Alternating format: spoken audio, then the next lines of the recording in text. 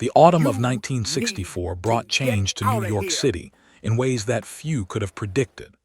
The Civil Rights Act had been signed into law that July, just 3 months prior, and the city was still adjusting to new realities about who belonged where and who could be turned away from establishments that had historically served only white patrons.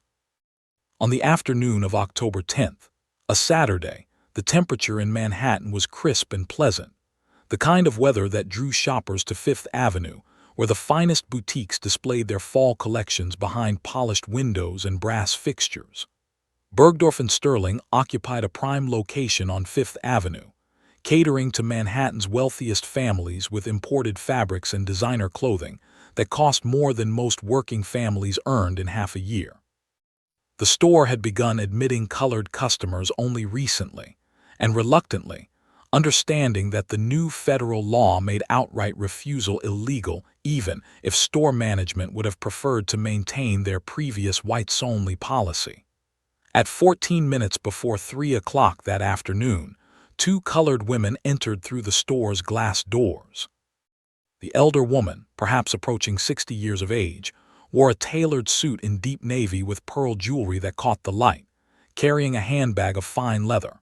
Her companion, younger by approximately 30 years, was dressed in cream-colored elegance with white gloves, her appearance suggesting refinement and means. They moved through the store with quiet confidence, examining merchandise with practiced eyes, speaking to each other in cultured voices that suggested education and familiarity with quality goods. A young white sales clerk approached them after they had been browsing for several minutes, offering assistance with professional courtesy despite visible nervousness about serving colored patrons. The elder woman explained they were seeking evening wear for an upcoming occasion and would appreciate viewing the store's finest selections. For approximately a quarter hour, the interaction proceeded smoothly enough. The clerk showed them various garments from the autumn collection. The two women discussed fabrics and colors, and styling with knowledge that demonstrated this was not their first experience shopping in establishments of this caliber. Other customers in the store, predominantly white, glanced at the colored women with expressions ranging from mild curiosity to poorly concealed disapproval. But in October 1964, with the Civil Rights Act merely 3 months old, most understood that open discrimination was no longer legally permissible regardless of personal feelings about sharing shopping spaces with colored patrons. The situation changed dramatically at approximately 7 minutes past 3 when Charles Whitfield Petton entered the boutique. Petton was 64 years old that October, a real estate developer who had inherited substantial wealth and multiplied it through aggressive property acquisition throughout Manhattan. He owned nearly 20 buildings in Midtown, controlled multiple development projects, held positions on various bank boards, and belonged to country clubs that had only recently begun admitting token Jewish members under legal pressure, while continuing to exclude colored applicants through various pretexts. His fortune was estimated at $45 million, built partly through systematic refusal to rent apartments to what he termed undesirables, meaning colored families, Puerto Rican families, and anyone else he considered beneath proper Manhattan society standards.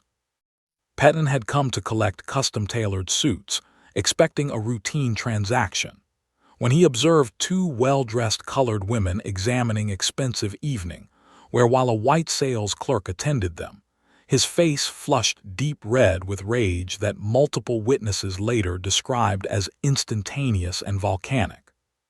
What transpired next, according to 7 customers and 3 store employees who witnessed the confrontation and subsequently provided testimony to various newspapers, was a display of racist hatred so extreme and so public that even patrons who harbored their own prejudices were shocked by Petton's behavior.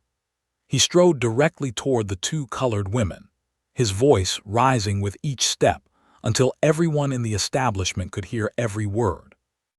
The specific language Petton employed, the racial epithets and degrading characterizations he hurled at 2 women he had never previously encountered, was so vile that newspapers reporting the incident could not print the words verbatim.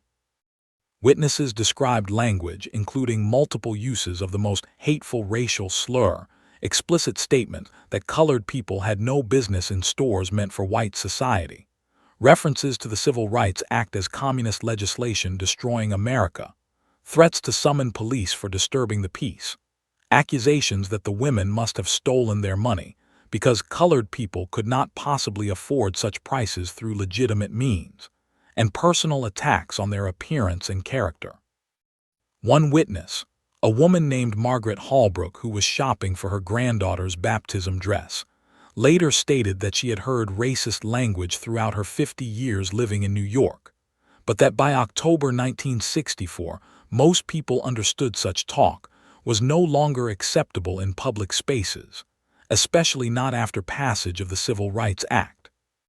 Yet Pettin appeared not to care, screaming at the two colored women, calling them animals, stating they were contaminating the store through their presence, insisting the Civil Rights Act was illegal and that store owners should retain the right to refuse service to anyone they chose, demanding they leave immediately before he had them physically removed. The verbal assault continued for what witnesses estimated as 5 to 7 minutes of relentless racist abuse. Pettin did not limit himself to words. He grabbed a dress the younger woman had been examining, a $650 evening gown of imported French silk, and threw it onto the floor, declaring it ruined now that a colored woman had touched it, stating he would personally pay for the garment if the store would destroy it rather than attempt selling contaminated merchandise. He demanded the store manager explain why these people had been admitted despite their obvious unsuitability for an establishment serving Manhattan's elite. He threatened to withdraw his considerable business from the store unless management immediately returned to previous policies of discouraging colored customers. Throughout this extended tirade, the two colored women stood silently, absorbing the abuse without responding, clearly attempting to maintain dignity despite public humiliation. The elder woman appeared to be restraining herself from replying, understanding that engagement would only worsen the situation. The younger woman wept openly, devastated by the vicious things being said. Other customers stood watching, most looking uncomfortable but none intervening, none telling Pettin to stop, none defending the two women being verbally destroyed in front of them. Finally, after what seemed an eternity, the elder woman took her daughter's hand and walked toward the exit with her head held high, refusing to run despite tears streaming down both their faces. Pettin followed them to the doorway, continuing to shout insults until they were outside on the sidewalk, his final words being that the Civil Rights Act did not change reality, that this was not their neighborhood, that stores like this were not for people like them regardless of what the communist government in Washington decreed. What Charles Pettin did not know, what nobody in that boutique knew until approximately 72 hours later, was that he had just made the worst miscalculation of his life. The two women he had publicly degraded were not random colored shoppers he could abuse with impunity. They were Mae Johnson and her daughter Ruthie, wife and daughter of Ellsworth Johnson, called Bumpy by everyone who knew him, the most powerful and most dangerous criminal operator in Harlem, a man who had been released from federal prison just 11 months earlier, and who had spent the intervening time rebuilding his criminal empire and reestablishing connections that made him one of the most influential figures, criminal or legitimate, in all of New York City. And Bumpy Johnson was about to provide Charles Pettin with an education about respect that would cost Pettin everything he had spent his lifetime building. Mae and Ruthie arrived at Johnson's office above the Palm Cafe on 125th Street at approximately 4:30 that Saturday afternoon, both still visibly shaken from events 90 minutes earlier. According to William Hewlett, Johnson's bodyguard and close associate who was present when they arrived, Mae initially attempted to downplay the incident, not wanting to burden her husband with problems that might draw police attention so soon after his release from federal prison. Mae came in trying to act as though everything was fine, Hewlett later recounted, But Ruthie was still crying, and Bumpy took one look at his daughter's face and knew something serious had occurred. He asked what was wrong. May tried to say it was nothing, just an unpleasant encounter at a store, the kind of thing colored women dealt with regularly even in 1964 despite the Civil Rights Act. But Johnson kept pressing, and finally Ruthie told him what happened, told him about the white man at the boutique who had screamed racist insults at them, who had called them every vile name imaginable, who had thrown clothing on the floor claiming it was contaminated, who had humiliated them in front of a store full of white customers who watched without helping. Johnson listened to his daughter's account in complete silence, his face showing no emotion beyond a slight tightening around his eyes that people who knew him recognized as carefully controlled rage. When Ruthie finished describing what Pettin had said to them, Johnson asked a single question. Did anyone obtain this man's name? May said no. They had been so focused on maintaining dignity and removing themselves from the situation that they had not asked for identification. But she mentioned the store manager had addressed him as Mr. Pettin while attempting unsuccessfully to calm him, and that he had mentioned owning buildings in Manhattan, and that he had been collecting custom-tailored suits, which suggested he was a regular customer wealthy enough to afford bespoke clothing. Johnson nodded slowly, then said, "According to Hewlett, go home and rest. Take care of Ruthie. Do not worry about this anymore. I will handle it." The way Bumpy said "I will handle it," Hewlett recalled. His voice was so calm and so cold that I knew immediately someone was going to pay severely for what had happened. Bumpy was usually warm with his family, affectionate, protective, but not overbearing. But when someone hurt his family, Bumpy became a completely different person, ice cold, absolutely focused, and terrifying to anyone who understood what he was capable of when he decided someone needed to be dealt with. After May and Ruthie departed, Johnson spent the next hour making telephone calls to Theodore Green, his attorney, to various business associates, to contacts who possessed information about Manhattan real estate and business affairs. By 6 o'clock Saturday evening, Johnson had identified Charles Whitfield Pettin, had learned about his $45 million real estate empire, his racist reputation, his social connections, his business holdings, and most importantly his vulnerabilities, the ways that someone with sufficient resources and sufficient determination could destroy everything Pettin had built.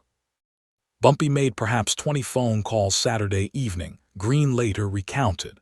He was gathering information, asking questions about Pettin's business operations, learning who Pettin's partners were, who his creditors were, what properties he owned, what debts he carried, what deals he had pending.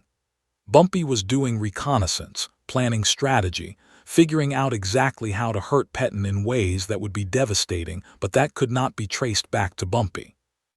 And what Bumpy discovered was that Pettin's fortune, as large as it appeared, was actually quite vulnerable because Pettin operated with massive leverage, had borrowed heavily to finance development projects, and was dependent on continued bank financing to maintain operations. By Sunday morning, October 11th, Johnson had developed a comprehensive plan for destroying Charles Pettin's business empire, his social standing, and his reputation. The plan would unfold over 72 hours and would involve Johnson's criminal organization, his legitimate business contacts, his political connections, and his understanding of how Manhattan's business elite operated in the new reality of post-Civil Rights Act America, where open racism was becoming increasingly expensive socially and economically. Bumpy's genius was not just that he was willing to hurt people who hurt his family, Green explained.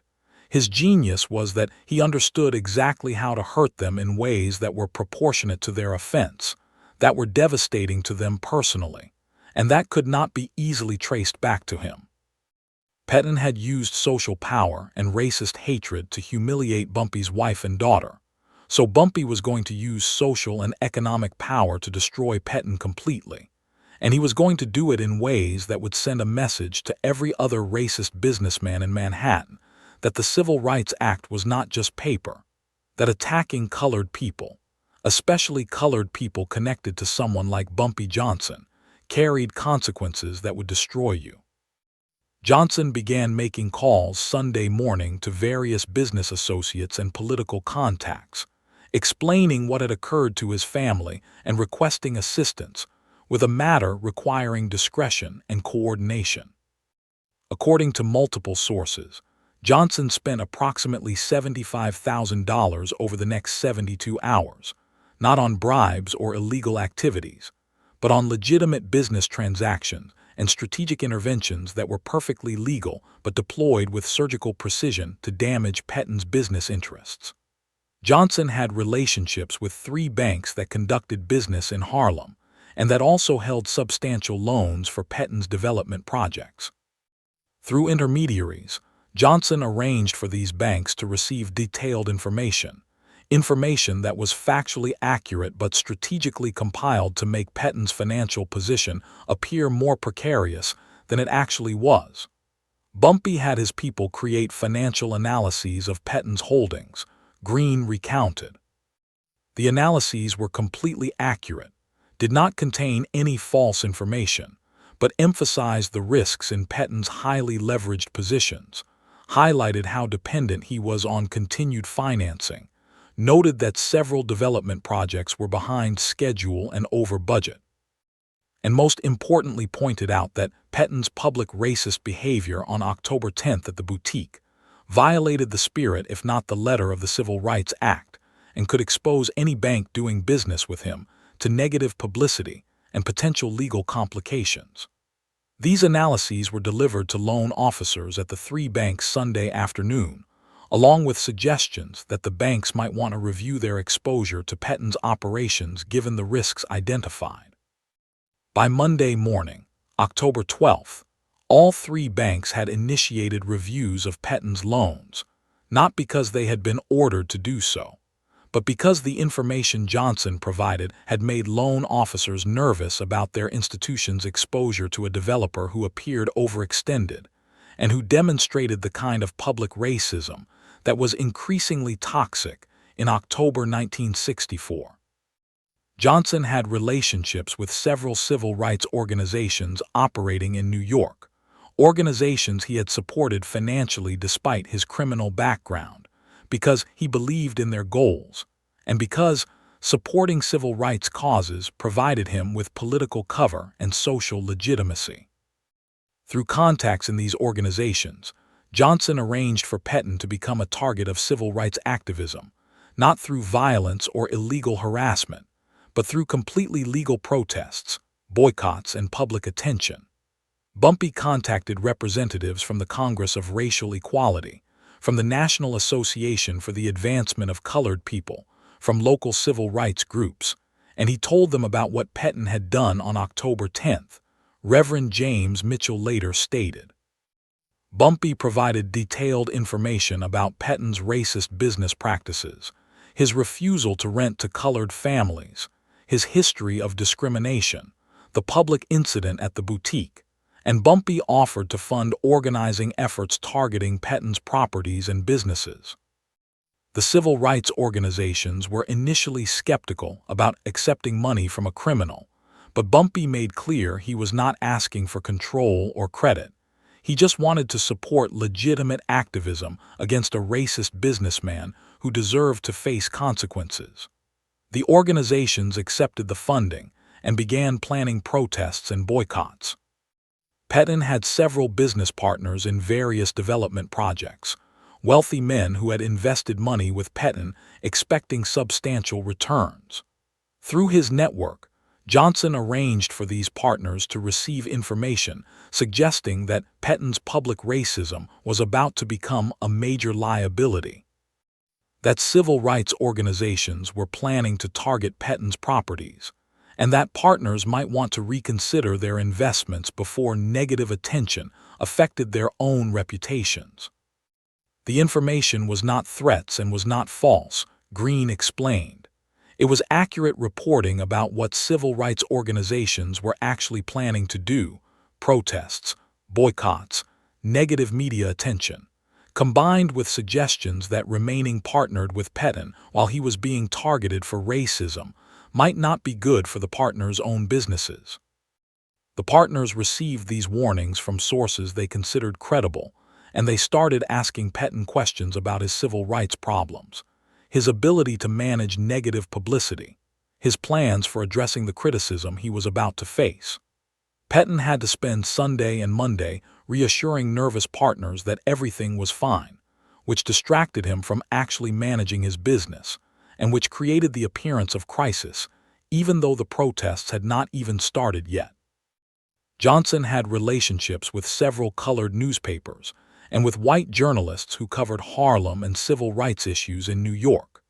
Through these contacts, Johnson arranged for stories to be written about the boutique incident, about Pettin's history of racist business practices, about how the Civil Rights Act of 1964 was being violated by Manhattan businessmen who continued practicing discrimination openly.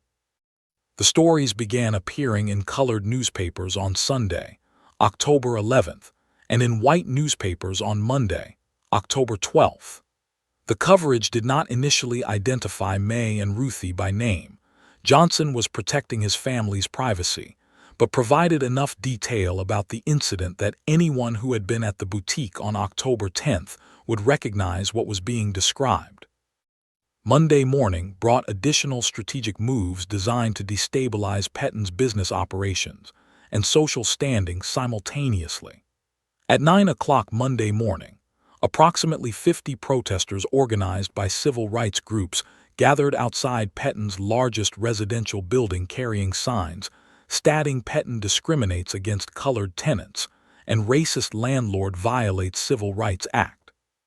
The protesters distributed flyers describing Pettin's October 10th behavior and documenting his history of refusing to rent to colored families.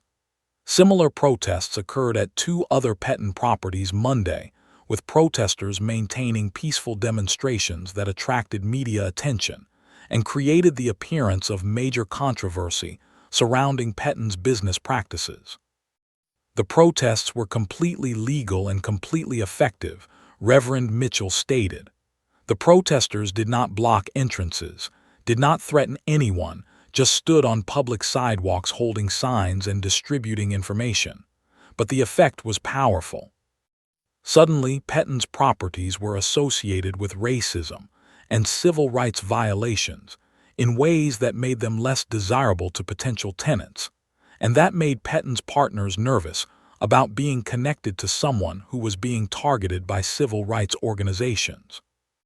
Johnson funded organizers who helped coordinate tenants living in Pettin's buildings, tenants who had been tolerating substandard maintenance, excessive rent increases, and discriminatory practices because they had limited alternative housing options. Monday evening, approximately 200 tenants from 9 of Pettin's buildings met at a Harlem church and formed a tenant organization that announced it would begin collective action, rent strikes, complaints to city housing authorities, legal challenges to discriminatory practices, unless Pettin immediately improved conditions and stopped discrimination. Bumpy provided money to print flyers, to hire a lawyer to advise tenants about their rights under the new Civil Rights Act, to rent the church space for the organizing meeting, Reverend Mitchell recounted. But Bumpy did not want credit or public recognition. He just wanted Pettin to face consequences for how he treated colored people, not just for what he had done to Bumpy's family, but for years of discrimination against colored tenants who had been powerless to fight back individually, but who could fight back collectively if someone gave them resources and organization.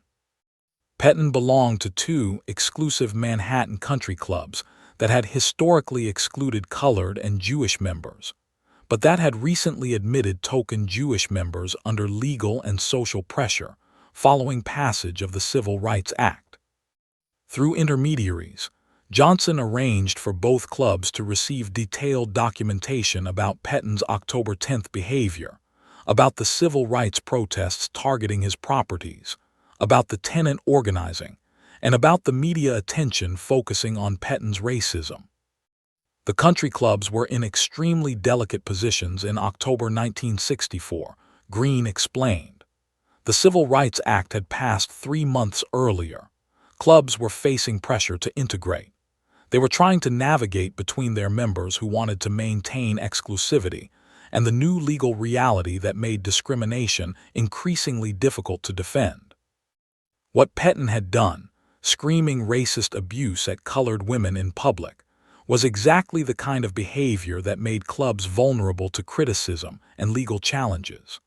The clubs received this information along with suggestions that keeping Pettin as a member, while he was being targeted by civil rights organizations, might attract unwanted attention to the club's own discriminatory practices. By Monday evening, one country club had requested Pettin resign his membership to allow the club to avoid becoming involved in controversies unrelated to club activities. The second club placed Pettin's membership under review pending investigation of allegations against him. By Tuesday morning, October 13th, the cumulative pressure from multiple simultaneous fronts had created genuine crisis for Pettin's business operations. 2 of the 3 banks that had reviewed their exposure to Pettin's projects decided to call their loans, demanding immediate repayment of $9 million total based on clauses in loan agreements allowing banks to demand repayment if they determined the borrower's financial condition had deteriorated significantly, or if the borrower's public behavior created reputational risks for the lending institution. The loans were technically callable, Green explained. The loan agreements had provisions allowing banks to demand repayment if they judged the borrower's situation had changed in ways that increased risk. Bumpy's information campaign had convinced the banks that Pettin's highly leveraged position combined with the civil rights protests and media attention created unacceptable risks, so they exercised their legal right to call the loans.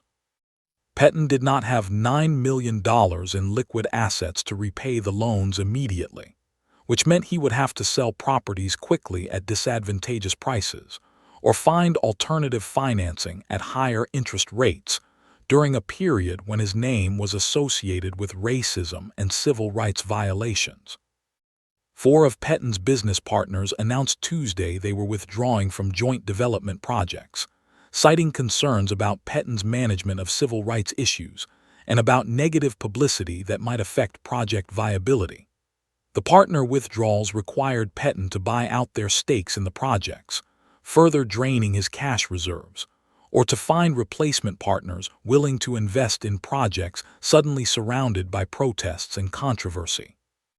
The tenant organization announced Tuesday evening it was beginning a rent strike in 4 of Pettin's buildings, with approximately 150 families depositing their rent payments into escrow accounts rather than paying Pettin directly, until building conditions improved and discriminatory practices ended. The rent strike affected approximately $60,000 in monthly revenue and created legal complications requiring Pettin to hire attorneys to fight eviction cases that he would normally win easily.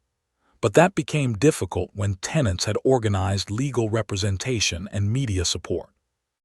Several prominent Manhattan families who had previously socialized with Pettin began quietly distancing themselves Tuesday, declining dinner invitations, removing him from guest lists for social events, making clear through subtle but unmistakable signals that Pettin's public display of racism in October 1964, 3 months after passage of the Civil Rights Act, had made him socially unacceptable in circles attempting to adapt to new legal and social reality, even if they personally retained racist views.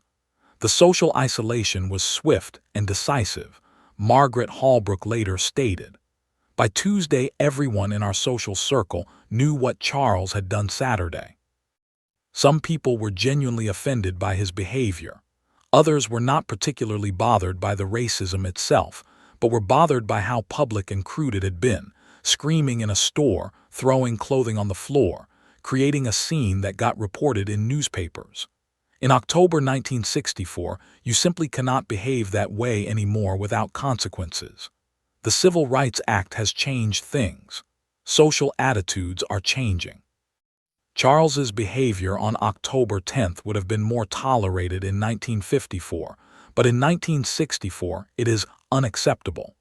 By Tuesday evening, Charles was being systematically excluded from social events. People who had been his friends for decades were suddenly too busy to see him.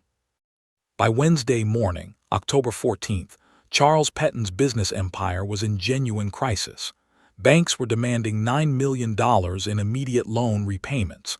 Partners were withdrawing from projects. Tenants were striking. Civil rights protesters were demonstrating at his properties daily. Newspapers were running stories about his racist business practices. One country club had expelled him, and another had suspended his membership. His social circle had abandoned him. And he still had no clear understanding of why everything had collapsed simultaneously.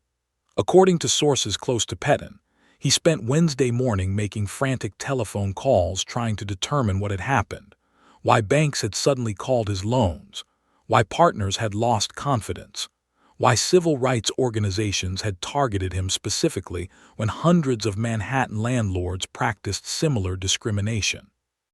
Several people he called mentioned the October 10th incident, the protests that had begun Monday, the media attention he was receiving, the concern that anyone associated with Pettin might be tainted by association with someone who had become a symbol of racism in post-Civil Rights Act America. But nobody mentioned Bumpy Johnson, because Johnson's involvement had been so carefully hidden, because every action taken against Pettin had been technically legal and executed through intermediaries who could not be connected back to Johnson.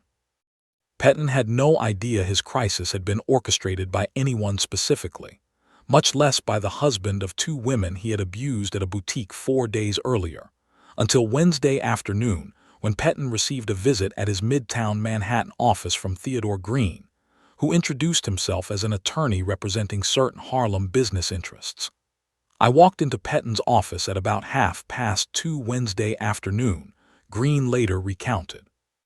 Pettin looked terrible, had not shaved, was wearing the same suit he had apparently been wearing for 2 days, looked like he had not slept. He was surrounded by financial documents, on the telephone constantly trying to find emergency financing to cover the loan calls. When I introduced myself, he barely looked up. He said, "Whatever you are selling, I am not interested. I am dealing with multiple crises." And I said, "I know. I am here to explain why you are dealing with multiple crises simultaneously." Green then explained to Pettin that the simultaneous collapse of his business and social standing was not coincidental, but was orchestrated retaliation for what Pettin had done to May and Ruthie Johnson on Saturday, October 10, 1964. "I told him last Saturday you publicly humiliated 2 colored women at a Fifth Avenue boutique," Green recounted. "You screamed racist abuse at them for several minutes. You threw expensive clothing on the floor. You said the Civil Rights Act was communist legislation. You demanded they leave the store. Those 2 women were the wife and daughter of Ellsworth Johnson, who controls substantial business interests in Harlem and who has extensive connections throughout New York's business, political, and civil rights communities. Mr. Johnson was displeased by how you treated his family. What has happened to you over the past 4 days, the bank loan calls, the partner withdrawals, the civil rights protests, the tenant organizing, the media attention, the social ostracism, that was Mr. Johnson teaching you a lesson about respect and about the fact that the Civil Rights Act is not just paper. There are consequences for treating colored people the way you treated Mr. Johnson's wife and daughter." According to Green, Pettin's face went white as he understood what was being explained to him. He said that his impossible Bumpy Johnson is a criminal. He just got out of federal prison last year. He has no power over banks and country clubs and business partners and civil rights organizations. And I said Mr. Johnson has relationships throughout this city that you apparently never suspected existed. He has contacts in every community, colored, white, Chinese, Italian, Jewish, Puerto Rican. He has influence that extends far beyond the criminal underworld. He supports civil rights organizations financially. He has connections to politicians, to media, to business leaders.